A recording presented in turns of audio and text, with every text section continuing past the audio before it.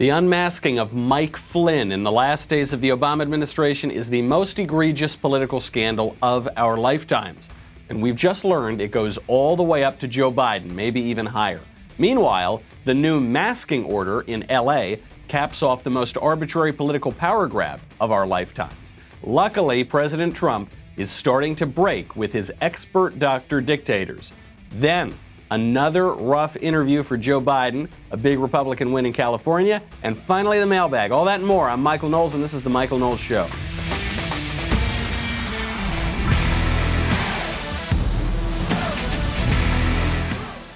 Face masks are now required in this city of Los Angeles every time you leave your home. Not when you go into a store, not when you go to the supermarket. Anytime you leave your home. You could be going on a hike in the middle of nowhere, you're 2 miles from anybody or more, you still have to wear your mask. I am obviously going to ignore that order, and I recommend that all of you do as well if you happen to be in Los Angeles or anywhere else one of these draconian rules is in place. But that's not the end to the crazy, arbitrary power grabs. We'll get to the masking, we'll get to the unmasking, because this Obamagate thing is real. I usually play it pretty safe when it comes to these scandals. I usually tamp down expectations. This one's pretty big. It goes up pretty high. A question for you, I'd love to hear your thoughts in the comment section.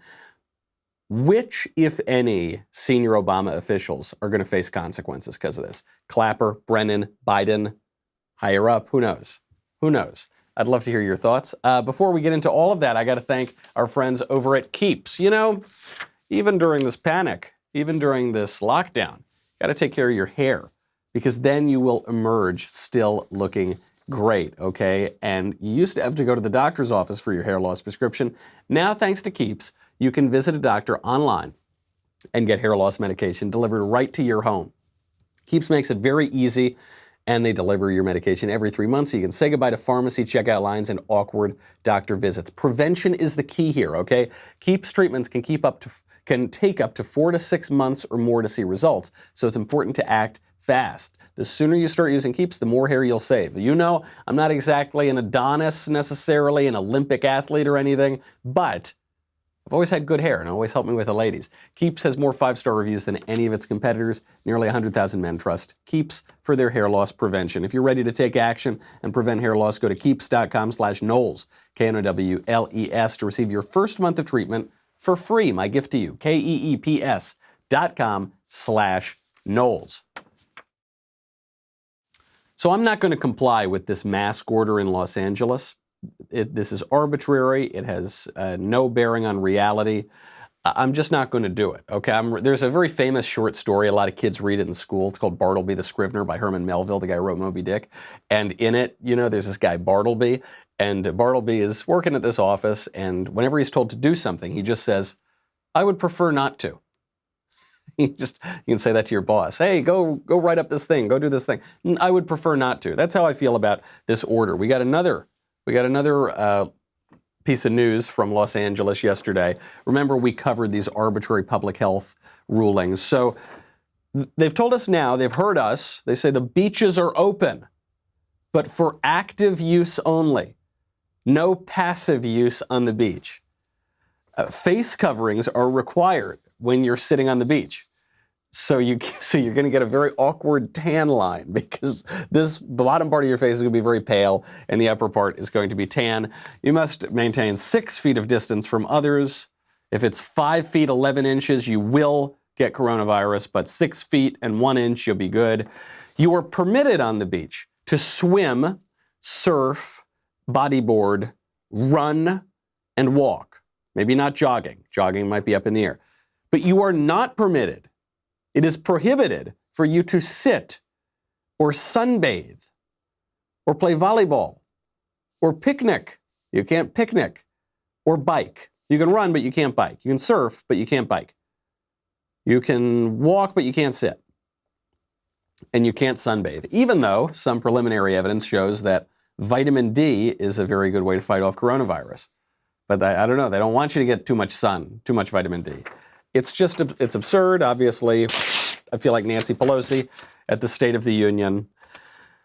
It's arbitrary is the problem. And arbitrary power grabs are not what we're about in this country. We like the rules to be clear. We have a country that is based on a constitution that builds up institutions that then pass laws for us and govern us, not the whims of some two-bit tin pot dictators.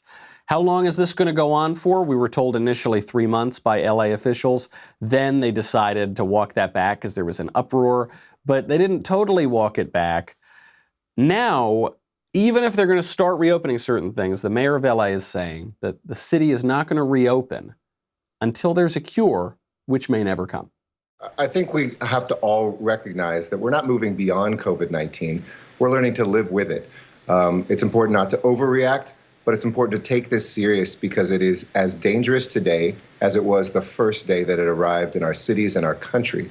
So quite frankly, there's no so-called open state or open country that doesn't continue to have health orders telling us to cover our faces, physically distance, and to tell people that you're safest working from and staying at home. At the same time, we take steps forward. For instance, this past weekend, we opened up our trails. We have retail for curbside pickup. We'll see that expanded, and even some active recreation on our beaches this coming weekend. Those are important, and we've never been fully closed. We'll never be completely open until we have a cure. But I do believe that we can take steps, but monitor those numbers, listen to the scientists and the medical professionals, and make the tough calls, even when there's criticism. Until we have a cure, we'll never go back to normal. We're going to have to be safer at home. And until we have a cure, we're going to have to wear masks, cover our faces, cover the expressive part of our bodies, shut ourselves up until there's a cure. Can't sit on the beach in Southern California until there's a cure? What makes this guy think there's going to be a cure? Do we have a cure for AIDS? Do we have a cure for Zika? Do we have a cure for Ebola? Do we have a cure for the common cold? Do we have a cure for any of these viruses, diseases? No. People who put their faith in science, we did a whole show yesterday about the false god science. People who put their faith in modern medical natural science are going to be disappointed. We just pretend that, okay, well, yes, it takes 14 months and 4 days to develop a vaccine to fight off a novel virus and epidemic. We don't know. Maybe we'll get a vaccine, maybe we won't. And by the way, if we do get a vaccine, how many people do you think want to be in the first test group on that vaccine? Something tells me about 0. So how are you actually going to get people to take it? You're gonna force them to take it? You're gonna do coerced injections? I don't know. The way the government power grabs have been going, possibly. Just saying, this is going to take a long time, and we have to return to normal. And I'm sick of these two-bit, tin pot, banana republic dictators like Eric Garcetti flexing their muscles, saying you can ride a bike, but you can't jog. You can't sunbathe, but you can roll around in the sand, and you can hop on one foot while singing the national anthem in a top hat, but you're not allowed to wear a fedora. I mean, just ridiculous, senseless kind of rulings. I don't think I'm exaggerating. I think I'm going too easy on him. We are not ruled by these guys. And these guys are exporting their power to scientific lab coat dictators. Fortunately, though, while you hear Fauci saying we have to follow the science, all hail the medical science, there's some evidence that Trump is beginning to break with some of our lab coat dictators. President Trump, was asked about Dr. Fauci, the exalted Dr. Fauci. Dr. Fauci has been similarly discouraging of reopening, and Trump is finally breaking with him. He said he disagrees with Fauci on when we can open the schools. So Anthony is a good person, very good person. I've disagreed with him. When I closed the border to China, he disagreed with that, and then ultimately he agreed, and he said I saved hundreds of thousands of lives, which is what happened. Everybody disagreed when I did that. I think that we have to open our schools. Young people are very little affected by this. We have to get the schools open. We have to get our country open. We have to open our country. Now, we want to do it safely, but we also want to do it as quickly as possible. We can't keep going on like this. I mean, you're going to have you're having bedlam already in the streets. You can't do this. We have to get it open. I totally disagree with him on schools. So I think Trump is right here. There's a caveat to that, but I think Trump is right. Anthony Fauci might be a good person, might be a nice guy. I'm sick of Fauci. No more Fauci. Okay, I don't pass a constitutional amendment that says that Dr. Fauci rules me. Otherwise, enough Fauci. Okay. Yes, we need schools to reopen. We can't just pause our lives indefinitely like Eric Garcetti wants us to. The one caveat I say to this is the longer that the schools remain closed, the better our chances of breaking this sort of state education monopoly that they have, the kind of craziness that is taught in schools. I mean, we did a story on this show a few months ago about a preschool in Brooklyn that's teaching little 3- and 4-year-olds that boys are girls and girls are boys and you can pick your own gender. That's not great stuff. So if we could crack that a little bit, if we could show people that maybe they don't need to spend $250,000 to go to some college where they won't learn anything, won't get any practical training either, and will end up in debt for the rest of their lives, if we could do that, that might not be the worst effect of this lockdown. Actually, that might be a silver lining in the storm cloud. But broadly speaking, we have to reopen society. There's no amount of money we can spend. There is no policy we can write up and craft and pass that will make up for everybody sitting at home for 6 months or 8 months or 10 months, or if the mayor of LA is to be believed, forever until we get a cure. The left is furious that President Trump is disagreeing with Fauci, particularly those Cuomo brothers, Fredo Cuomo, who has a CNN show, and Andrew Cuomo, the governor of New York. Here are the Cuomos' outrage at questioning our benevolent Dr. Dictator. I want to show you a clip of the president today talking about Tony Fauci because it is a demonstration of how feelings are overwhelming fact in this situation, literally by intentional assault. The president is playing to people's feelings. We got to reopen. You got to be back in school or you're not really open. It's been too long. And that's why states are reopening, Gov, because it's not about the facts that are reopening them. And you're going to have to follow that same path if the people demand it. Yeah, Trump is manipulating people's feelings, unlike Chris Cuomo, who would never think of doing that, even though he said that anyone who thinks we should ever reopen society is basically killing grandma and is responsible for tens of thousands of deaths. What a joke. What a joke this guy is. This dichotomy here, by the way, between fact and feeling on this issue is a complete false one. On the one hand, the left, which has been pushing the alarmism, does not have the facts on their side. They said early on, that big study, the Imperial College study that we based all of our policies on, said 2.4 million Americans dead, right?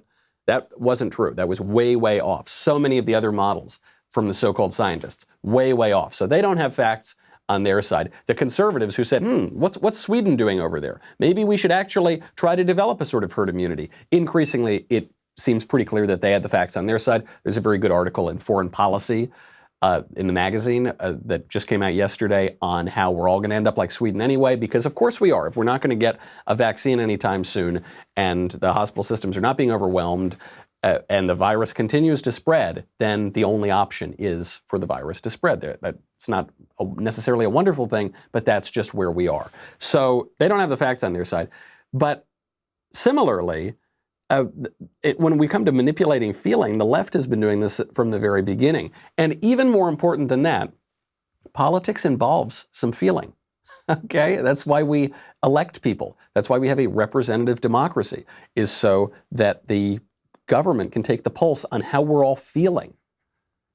If we were just going to have a fact, I don't even really believe in this distinction here between the facts and values and things like that. But if we were just going to have a purely cold, sterile, fact-based politics, then we wouldn't have elections. Why would you have elections? You would just appoint the best experts and they would run the country. But you would basically construct robots just to run the country. And it would all be run on facts and it would have no care about people's feelings. But we don't do that because our representative democracy has more than just these technocratic robot overlords. We express our feelings, we express our desires, we express our preferences, we express the amount of risk that we're willing to endure, to live, to not be held prisoner in our own homes, to be able to express ourselves and not have a freaking mask covering our face all the time in perpetuity on the beach. We express those preferences and those desires. That's what politics is. It involves a fair bit of feeling. Cuomo knows that. Both Cuomos know that because they're demagogues themselves. But they want to claim fact. You know, this is what they do with science. Remember, the word science comes from the Latin word scire for all of human knowledge. And then these very narrow materialists, they claim all of knowledge for themselves. Now, there's some wisdom in other places too. There's some wisdom in the American people, and there's a lot of evidence that they're beginning to turn on these draconian policies. While there's wisdom in the American people, let's not forget there's a lot of foolishness and corruption in the government. This is the biggest story, the biggest political scandal of our lifetimes, Obamagate. Obamagate. I know people think it's being hyped. They're being told it's a conspiracy. It is a conspiracy. It's not a conspiracy theory. It's a conspiracy fact. We now know what happened, and this is some brutal, brutal stuff. We'll get to it in 1 second. First, though, got to thank our friends, the Benham brothers. So, coronavirus, obviously having a big impact on small businesses. Never more important to manage your business, workforce, and workflow really well. Systems are crucial right now, and the Benham brothers are fabulous at this. These guys have over a dozen businesses. They got a real estate empire that spans over 35 states. Just a few weeks ago, the Benham brothers launched a new podcast called Expert Ownership. In their new podcast, the Benham brothers interview leaders from all walks of life to help you navigate your business through these challenging times. You'll hear from leaders like Senator Ted Cruz. I know that guy. I've heard of him. Al Robertson from Duck Dynasty, many more. I really like them. They're super cool guys. They're really great at presenting this information as well, and they got the experience to back it up. Go check out their new podcast, Expert Ownership, and be sure to subscribe on Apple Podcasts or wherever you listen. We'll drop a link to their podcast in our show description. That is Expert Ownership. Go check it out. This Obamagate scandal is the biggest one of our lifetimes, and it's not getting any play because the media are corrupt and in bed with the officials involved, and because it's a little bit complicated. So I'm going to try to simplify it in just like 1 or 2 minutes. More than a dozen Obama administration officials, high-ranking Obama administration officials, signed off on the unmasking of Michael Flynn. Michael Flynn was the incoming national security advisor for Trump. This happened during the presidential transition period. So after Trump had won the election, before he's inaugurated. One of the officials who signed off on the unmasking of Michael Flynn was Joe Biden, the current Democratic frontrunner. I guess. I don't know where he is. I'm not convinced he is still with us. But he is theoretically going to be the Democratic nominee in November. Other senior Obama officials include UN Ambassador Samantha Power, CIA Director John Brennan, and the White House Chief of Staff Dennis McDonough. What is unmasking? We know what masking is. We do a lot of that these days. What is unmasking? Unmasking refers to the ability of the government to spy on foreigners in certain cases, particularly if the foreigners, foreign governments, foreign people have some relationship to terrorism. That's in particular. Sometimes when you're spying on these foreigners, you pick up conversations with American citizens.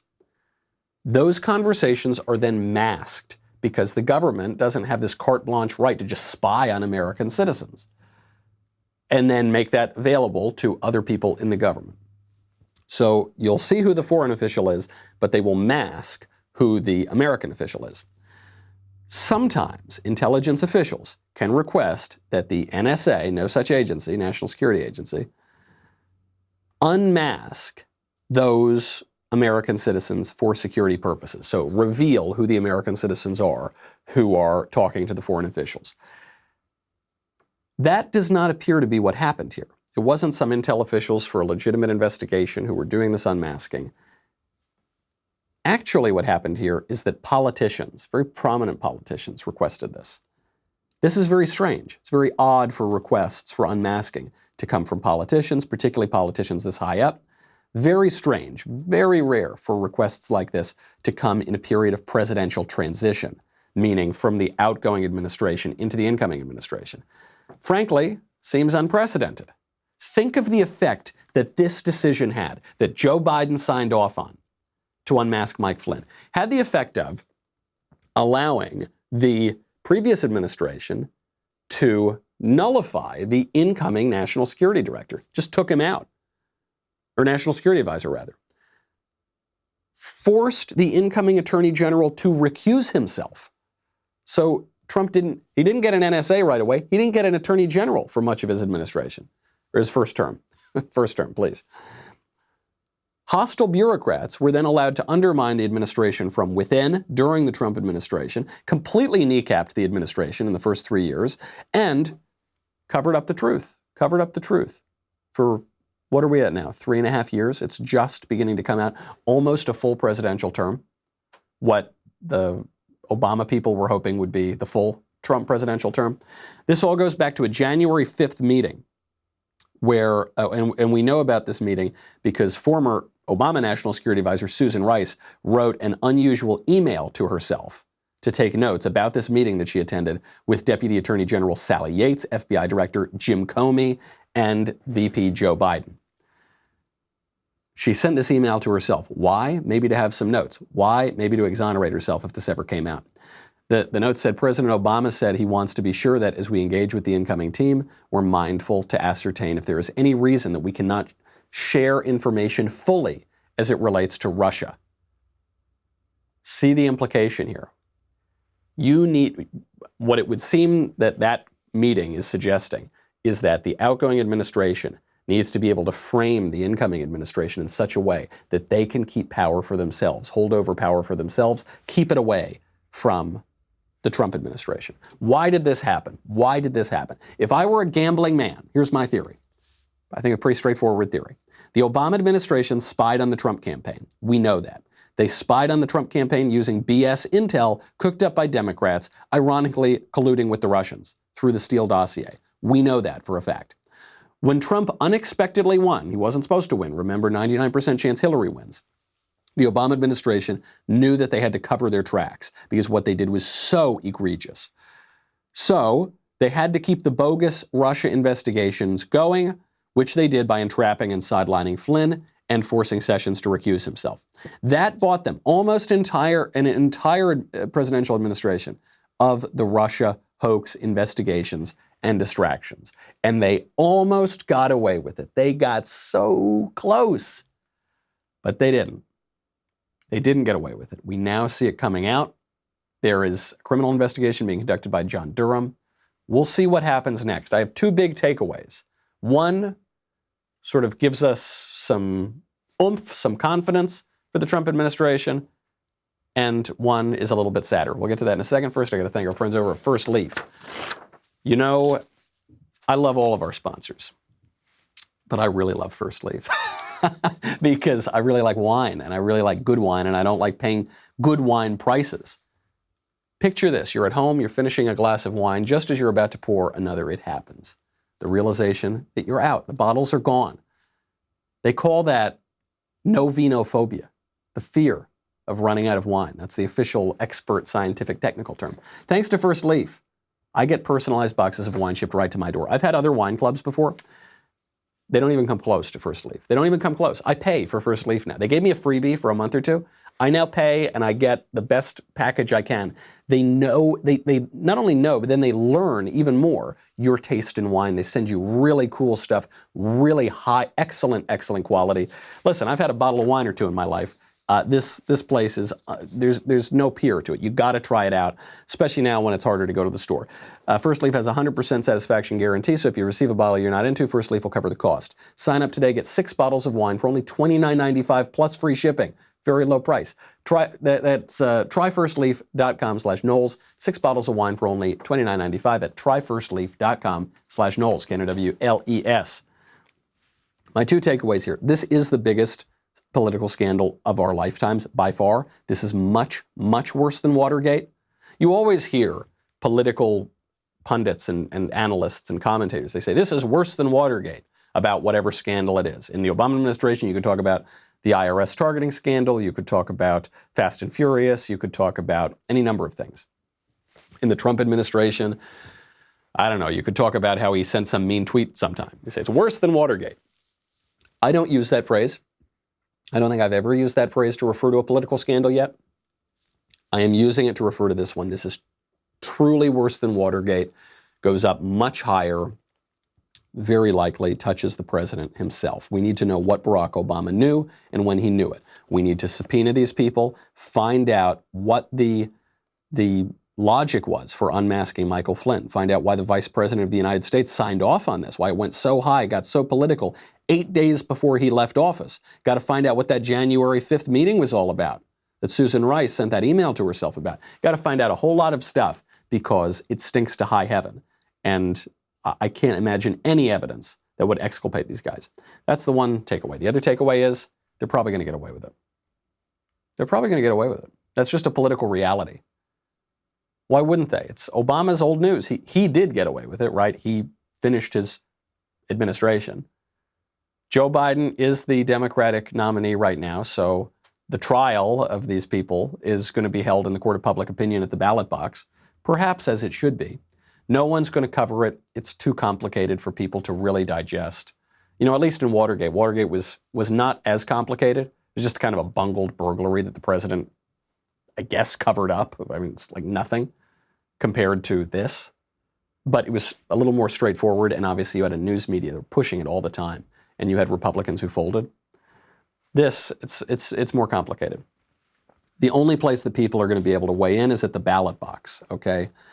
Speaking of which, Joe Biden just had a fairly unfortunate interview with Vanity Fair. Vanity Fair is not a right-wing publication, but the Vanity Fair contributor Peter Hamby confronted Joe Biden on video about all of the mean things that people called him on the internet. It was really a delightful interview.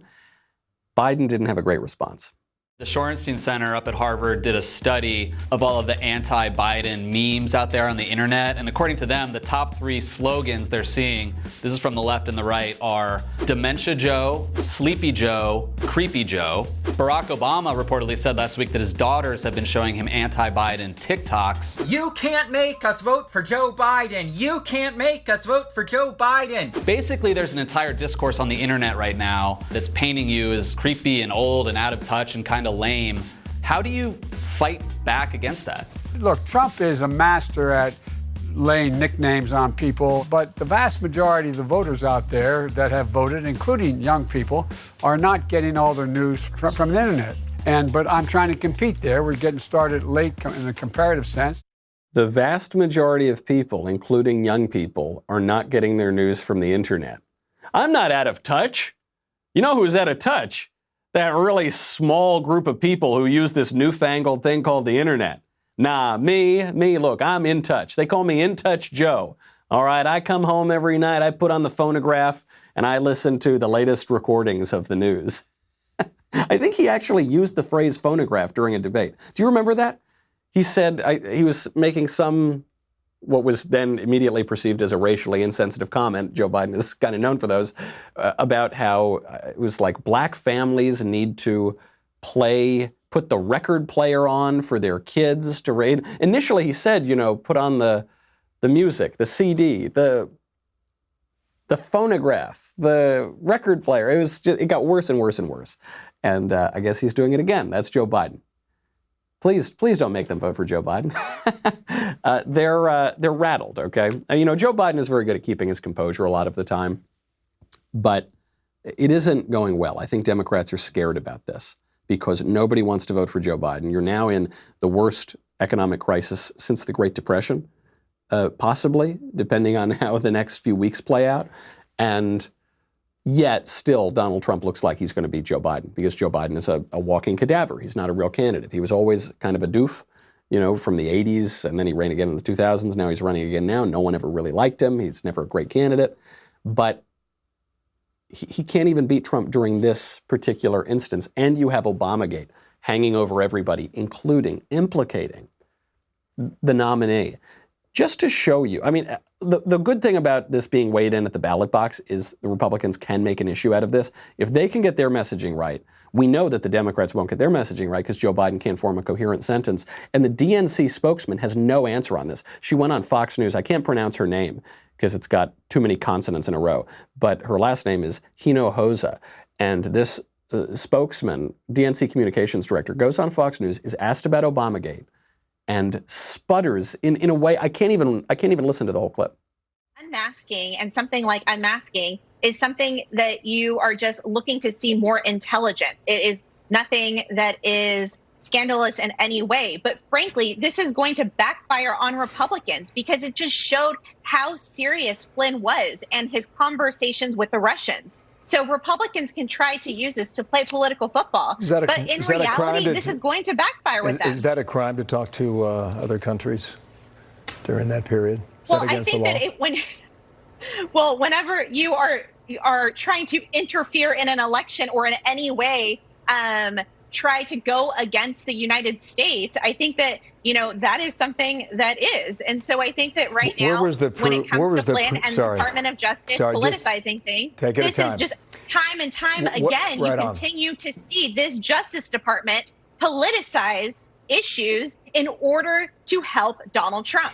The answer there was a suggestion that there was collusion. There's been no proof of that. Where's yours? You continue to see this Justice Department and specifically, Bill Barr trying to cover up for the president generally. Oh, that's so embarrassing. I'm really glad that she doesn't have an answer to this because it shows how weak the Democrats' case is. But as someone, I've done a lot of TV news hits, that I can't even imagine how that must have felt in the moment where she's sitting there, she's on national television, she's on the biggest cable news network, and she doesn't have an answer. What on earth is the answer? This gives us some strategy going into November, which is we got to turn up the light, we got to turn up the heat. Sunlight is a great disinfectant. That's true when it comes to viruses. It's true when it comes to political scandals. We will get to a little bit more and then the mailbag. But first, I've got to thank you. I've got to thank you and take a moment to tell you about Daily Wire's newest, most exclusive membership tier, All Access. The All Access membership tier is our premier level of membership. All Access members get to participate in All Access Lives each night at 8 p.m. Eastern, 5 p.m. Pacific. Now, I don't even call it a show because you're just hanging out. And these days, the only way you can hang out with anybody is online. So come hang out with us. It's a lot of fun. You also get 3 total hours of The Ben Shapiro Show, exclusive Q&As. You get, of course, the Leftist Tears Tumblr. You need that. Head on over to dailywire.com/subscribe to join Daily Wire's All Access Club. With a new membership or an upgrade, get 10% off with coupon code Knowles. That is dailywire.com/subscribe, coupon code Knowles. We'll see you there. Be right back with some more news in the mailbag.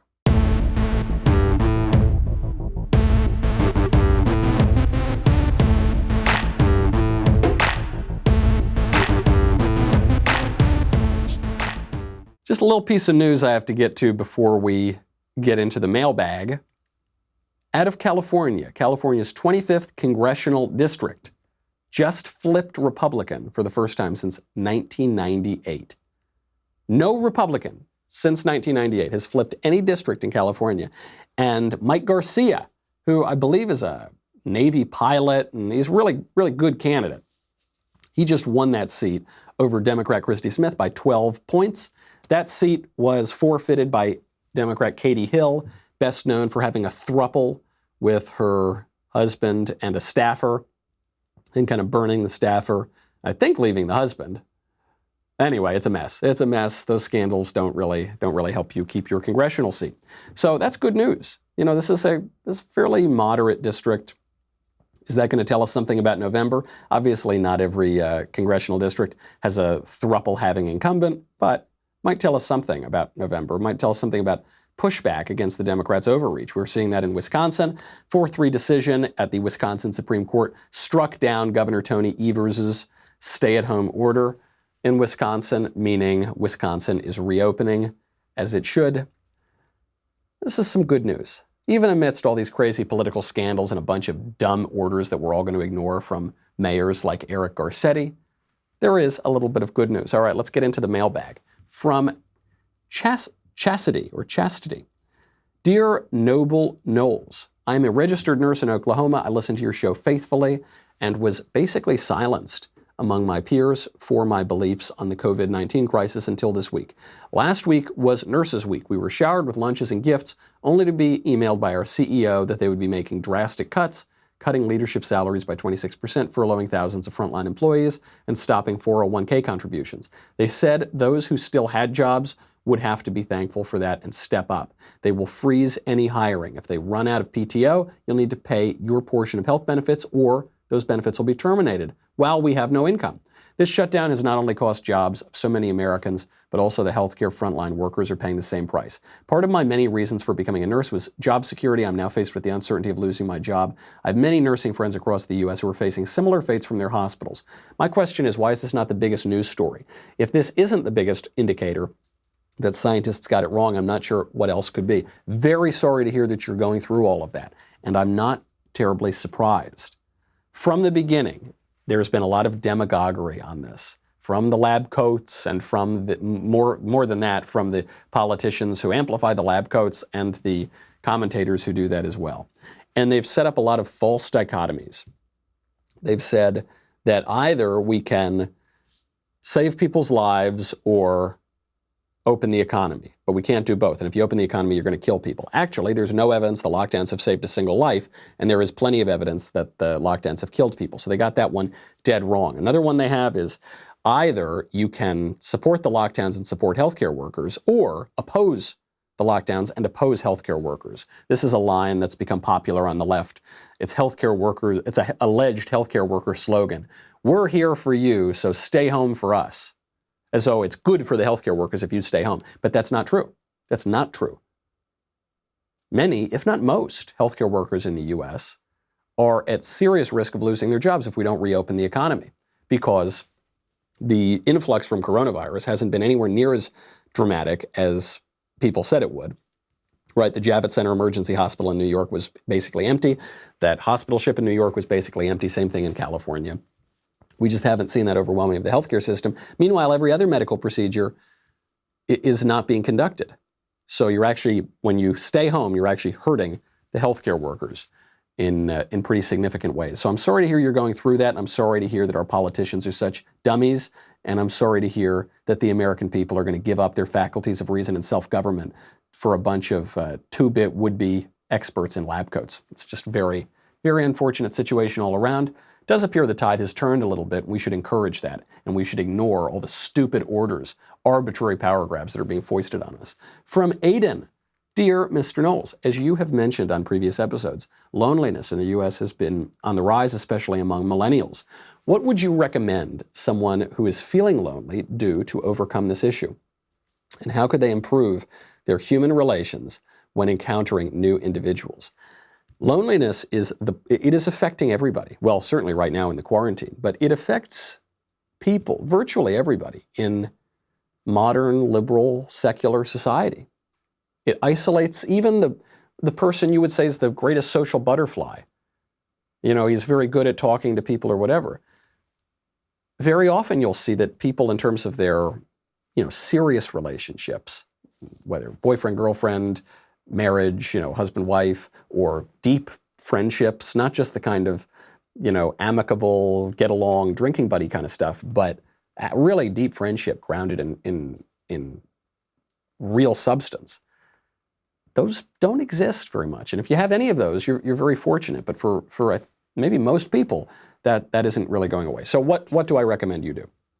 First thing is go to church. It has a very practical effect. You'll be around a lot of people and you'll talk to people, and most of them recognize that humans are social and we actually need to engage with one another. But also it'll just focus your view of the world, because one temptation when you're feeling lonely is to try to get something for yourself, to get a hookup or a girlfriend, but for you, or a friend to hang out with for you. And that's obviously not how human relationships work. You get the most out of it when you give the most of yourself away. So first one, always good advice, go to church. Beyond that, you have to prioritize real person interaction. digital is not enough. It's a good start. It's nice that we have that option, especially in quarantine, but it's not sufficient. We are incarnational beings. We have bodies. We got flesh and meat. That's part of who we are. We live in time. We live in space. It's not enough simply to abstract that to text messages or emails or even Skype, FaceTime, Zoom. It isn't enough. You got to be in person with somebody to really develop that relationship. You got to visit people. You got to really make the effort to do that. Those are two things I would do right away. They're pretty simple to do, right? When the country, whenever it does open back up, you can always go to a coffee shop, always go to a bar, always go to some interest group. You can be around people, even if they're not friends of yours, even if you don't know them very well. And certainly you can always go to church. That would be my first place to start. And, open yourselves up to talking to people. Recognize that the whole world isn't about you. And then, ironically, your own life, your own self-interest will get a lot better. From Travis. Hello, Michael. What are some private sector career paths available for somebody deeply interested in politics? I am studying political science in college and don't want to run for office, and yet would love to make a career dealing with political issues. Many thanks. Now, you're going to run into a problem, which is that politics is by definition public. So it's not private. Now, the distinction between public and private is a little blurry sometimes, but politics by definition is a public thing. Now, probably what you're saying is you don't want to work for the government, which makes perfect sense. Unfortunately for you, a lot of politics does occur at the governmental level, but some of it does not. So one clear example in the private sector would be working in political media. So that could involve you writing columns, or being a straight political reporter, or being a professor. Professors, if you're working at a private university, are in the private sector. Or it could mean you work at some political nonprofit. Or it could mean you work at some political think tank. But there isn't too much political business, I guess. There aren't political factories churning out politics beyond what I've just described, because politics is public. Politics is, and it does relate most directly to the government. So I wouldn't limit yourself to saying, I don't want to have anything to do with the government. I don't want to have anything to do with the public, because, that's just not how politics works. And politics also is not a straight career path. You're going to have a lot of different jobs in politics. I started, my first political job was when I was 18 or 19. And, you hop on this campaign, that campaign, this political action committee, you're writing for this person, you're talking to this person, you've got this show. It's a really fun, wild career path, but you can't be too choosy about it. From Justin. Michael, is it more American to buy a Ford made in Mexico or a Toyota made in America? Love the show. Wow, what a good question. I would have to say it's more American to buy the Toyota made in America.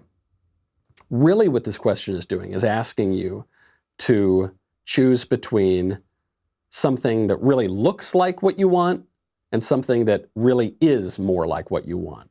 And it's also asking you to choose between profits for owners and workers and employment and, company loyalty. Now, those things are not always at odds, but when they are at odds, I kind of go more for the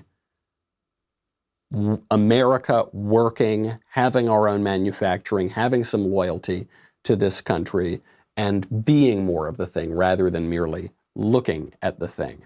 I was an actor earlier in my 20s, in my wayward youth, and I sometimes joke about that. I say I used to be an actor, now I'm the real thing. I think it's better to be more in the camp of reality. From Michael.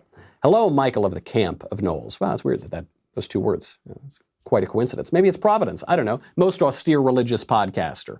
My question is about the teaching of Jesus Christ as a historical figure as well as a biblical one. Why is Jesus not mentioned in the history books that are taught in a school? We have records that predate Jesus, so might it be a way of keeping God out of schools under the auspices of the separation of church and state, or something more insidious? Thanks for all you do. Yeah, it's funny. The fact that we even discuss this as a distinction shows you how rotten the problem of an atheist culture has gotten. That we say, well, there's the biblical Jesus and the historical Jesus. There was a course when I was in college called The Historical Jesus. as though those were different people, as though the Bible that's not true. That's ridiculous. Those are a bunch of fairy tales. They're the most reliable documents we have of the era. But yeah, no, sure, it's just that's a fairy tale. The real historical Jesus disproves Christianity entirely. That's the kind of narrative they want to tell you based on very little evidence. The Gospels are historically very reliable, right? Unlike other religions, Christianity is not founded exactly on poetry or philosophy. It's founded on journalism.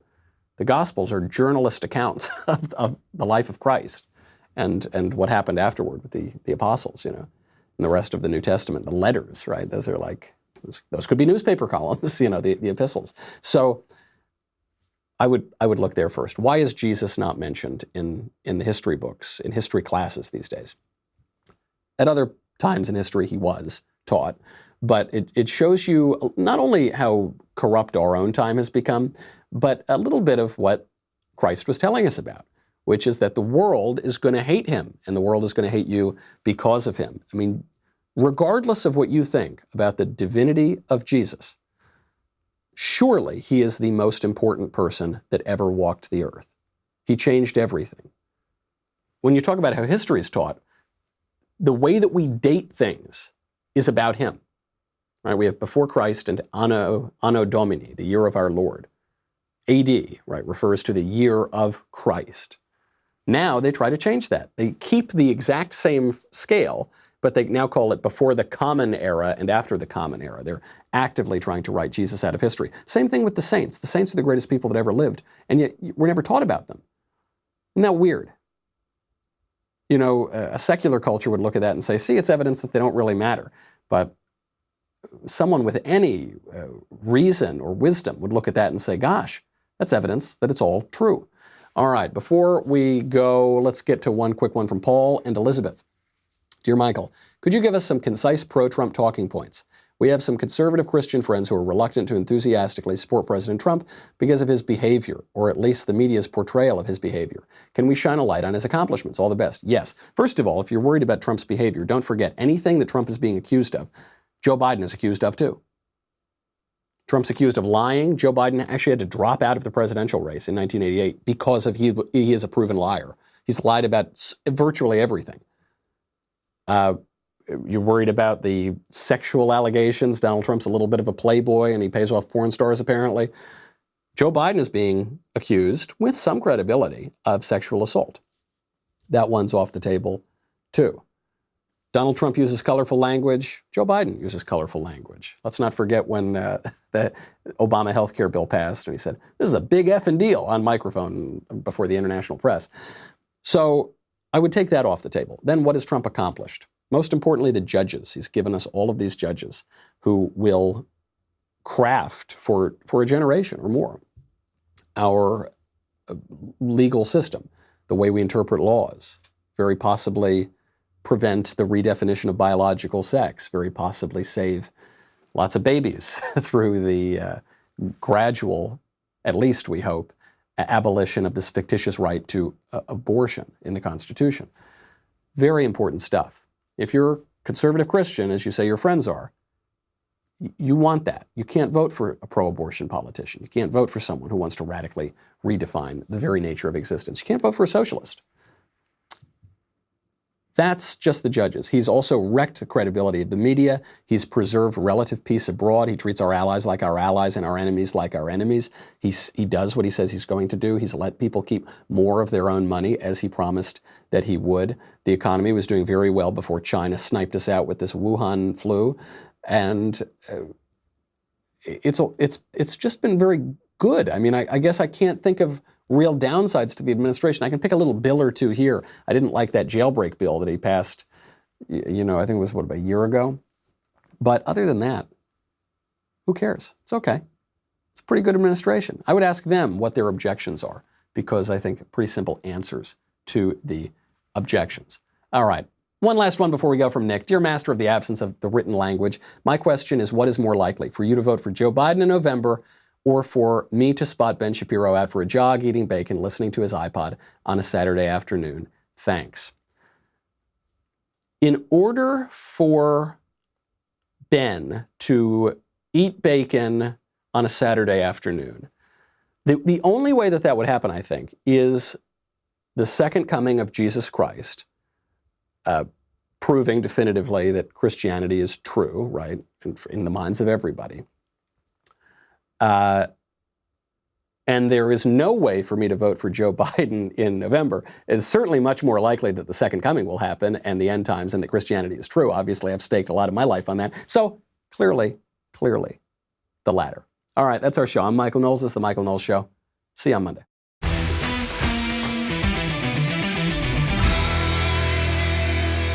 The Michael Knowles Show is produced by Ben Davies and directed by Mike Joyner.